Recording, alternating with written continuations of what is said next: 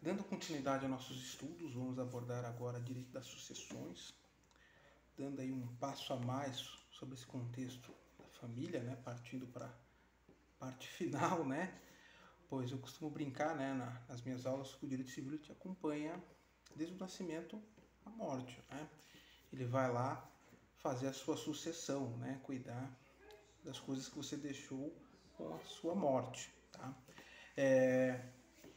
Primeira coisa que nós já apontamos aqui, né? Um conceito que seria o direito das sucessões, um conjunto de regras, princípios, né? Normas, e que vão buscar regulamentar a transferência de uma herança ou um legado em razão do evento morte, né? No Brasil nós vamos ter duas formas de sucessão, a legítima e a testamentária. A sucessão legítima, ela tem a ver com uma ordem de herdeiros que são fixados em norma como alguém ou como pessoas, né, que vão suceder o decujus, né, a pessoa que faleceu. A testamentária já seria, né, uma questão assim de herdar, tá, grosso modo, tá. Coloquem aí coisas que são de vontade do decujus. Então, o decujus ele deixa como se fosse um documento com seus atos de disposição de última vontade, dizendo como que quer que ocorra a divisão do seu patrimônio, dos seus direitos, obrigações e assim por diante.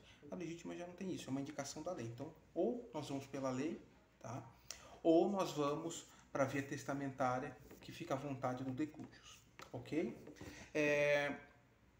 Então, nós vamos ter a sucessão legítima, que são os herdeiros indicados pela lei. Nós vamos ter uma divisão desses herdeiros indicados pela lei entre herdeiros necessários e facultativos. Nos herdeiros necessários, nós vamos ter os descendentes, ascendentes e cônjuge. E nos facultativos, nós vamos ter os colaterais até o quarto grau e vamos ter o companheiro. Ressalvando já aqui para vocês que há uma distinção, né, entre o cônjuge, né, quem é casado, de quem vive no estável, a companheira ou companheiro, ao ponto que as regras sucessórias podem ser um tanto quanto desvantajosas para o companheiro, nem sempre, tá? Mas em algumas oportunidades acaba sendo, em outras até vantajosa, né? Varia muito conforme o caso concreto. E há um movimento da nossa justiça, né, em julgados, de equiparar, né, as regras, porque o tratamento dado ao companheiro pelo Código Civil é diferente e a ideia é tentar igualar. Então há um movimento, né, judicial nesse sentido, tá bom? Mas os herdeiros necessários, esses não tem como sair fora, tá? Esses são herdeiros de ponto final. Descendentes, filhos, netos, bisnetos, o cônjuge e os ascendentes, ok? Pais, avós, assim por diante. E os facultativos, né, estão dentro daquela concepção de herdeiros indicados pela lei, né, a legítima, né, vão ser companheiro ou companheira e os parentes colaterais até o quarto grau, ok? Agora, o testamento já são aqueles herdeiros nomeados pelo testador, né, por quem faleceu num documento, tá, que vai indicar suas disposições de última vontade. Sobre o testamento, a gente sempre tem aquele debate, né? Há uma liberdade absoluta nas disposições testamentárias ou uma liberdade relativa? A resposta é que a liberdade relativa, né? Ao caso, né, resta ao decujus, na hora de fazer o seu testamento, de reservar metade do seu patrimônio, metade dos seus direitos e obrigações ali, né, para a legítima. Tá? Então, aos herdeiros necessários da legítima é resguardado pelo menos metade do patrimônio para fins de sucessão. Tá? A outra metade é uma disposição livre, tá? Nos necessários. Agora, os facultativos, a coisa já muda. Não há necessidade de se garantir a legítima. Ok? Ainda, tá, gente? A gente continuando a nossa temática aqui. Quando que nós consideramos aberta a sucessão? Nós temos um princípio que regulamenta isso, o princípio de Saizzini, tá? Artigo 1784 do Código Civil, que diz o seguinte, né? A grosso modo, né? Com o evento morte, abre-se a sucessão, tá? Então, com o evento morte, nós temos a transferência imediata para os herdeiros dos direitos e obrigações do decúgio, tá? Então, a herança você herda tudo, direitos e obrigações, tá? Então, assim, pelo princípio de Saizzini, a transferência de direitos e obrigações do decujus, né, a partir da morte, tá? Não é do momento que você entra com a ação de inventário, tá? Não é isso, a partir da morte, tá? Fazendo uma observação, tá? A gente vai ter a figura do legado, tá? Porque a herança em si, ela é um todo indivisível. E o legado, quando se deixa um legado, e geralmente a gente fixa isso por testamento, né? É quando a gente deixa algo que é específico. E esse algo específico é uma coisa, de repente, fungível, até mesmo infungível, tá? Mas quando eu falo de legado, eu falo de deixar, né? De transferir para alguém em razão de evento morte, né? Em sucessão, algo específico, né? A herança em si é um todo indivisível, o legado já é algo específico. E esse algo específico vai ser algo específico divisível ou indivisível, ok? Outra observação importantíssima: qual é a norma ou a lei que vai regulamentar a sucessão? Aquela vigente no momento da morte, princípio Saizine. Então, vocês vão ver assim muitas vezes lá no artigo 1884, né? Porra, né? Qual a norma que regulamenta a sucessão, né, de uma pessoa? É a lei vigente à época. Então, a lei vigente à abertura da sucessão, ou seja, do evento morte, que vai regulamentar aquele procedimento, aquela etapinha, né, de sucessão, né? Então vamos supor que a pessoa que faleceu em 2020, é uma lei, nosso Código Civil de 2002. A pessoa faleceu em 1990, ali já existe um outro regramento para regulamentar, okay? Que era o Código nosso anterior, portanto, 2002, que era o de 1916. Beleza? Então, cuidado com esses pontos aí.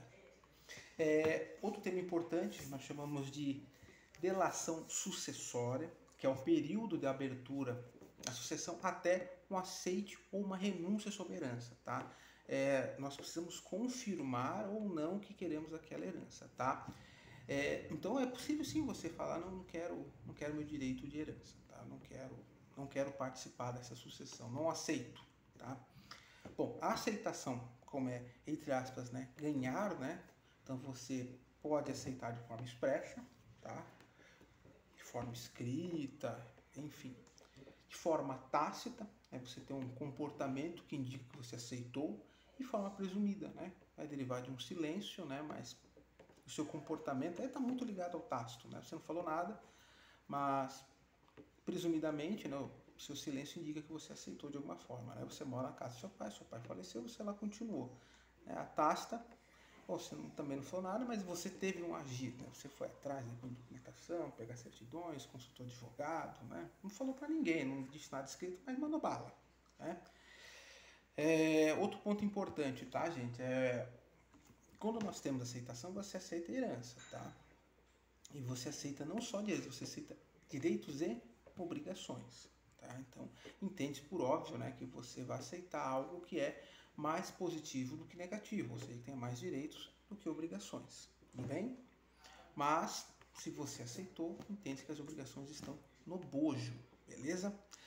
Sobre a bendita da renúncia, ali já é um pouquinho diferente, tá bom? Sobre a renúncia, como é uma situação de perca de direito, né, em tese, né, eu tenho que fazer com solenidade. Então, eu faço a renúncia dos direitos sucessórios através de uma escritura pública ou a termo nos autos de inventário.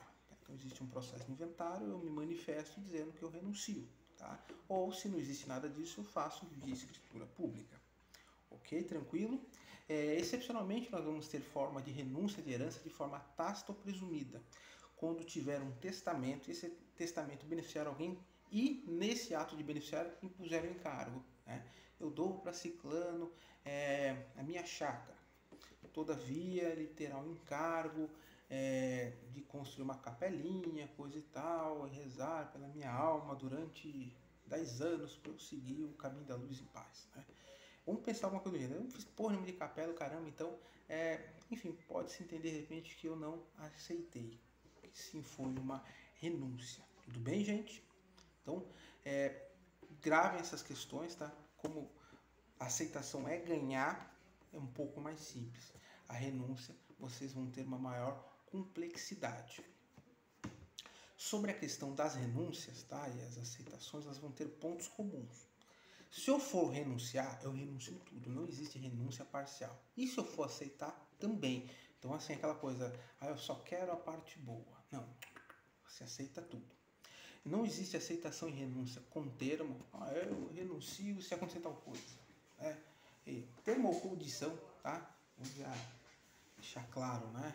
Então eu não posso subordinar a minha aceitação, renúncia a algum outro acontecimento, tá? E uma vez renunciado e uma vez aceito, é irretratável, ok? Outro ponto importante sobre a questão do testamento, né? Muitas vezes no testamento vocês vão ter lá a especificação de uma coisa dada para alguém lá, vamos supor, deixei minha casa para o João e para Maria, né? E eu não especifiquei o quinhão de cada um deles, né? Deixei lá, né? A casa é deles. Vamos supor que o João, não quero, né? Quando eu não especifico o quinhão, tá? Eu só falo isso é de fulano e ciclano, né? Não falei, vou presumir que é meio a meio, lógico, né? Mas quando eu não falo 50% de um, 50% de outro, né? Eu não falei isso, eu falei, é de ciclano e de ciclana, de João e Maria. O João não quer, Maria fica com a casa toda. Se porventura eu tivesse falado, 50% da casa do João e 50% da Maria. Maria não pode ter mais 50%, então ela não tem o que nós chamamos de direito de acrescer, tá?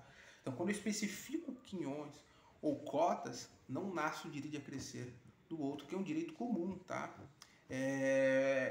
Dentro dos herdeiros aí da concepção de sucessão, ok? Então, se eu porventura especifico, olha, a casa é 50% de fulano e 50% de outro, eu não quero que exista um direito de acrescer, eu coloco limitações, é 50 aqui e 50 lá, tá? Então aí não há o direito de acrescer. Agora você fala, a casa é de ciclano e bertano, vou presumir que são partes iguais, direitos iguais, mas eu não vou, no caso, né, um lá não quer, né, um vai lá renuncia a casa, lá, o herdeiro testamentário. Bom, o que ficou, né, vamos supor lá o caso do João e Maria são donos, deixei a casa para eles, o João não quer, Maria fica com tudo, tem o direito de acrescer a parte do João que renunciou o bem. Ok? Tranquilo, gente?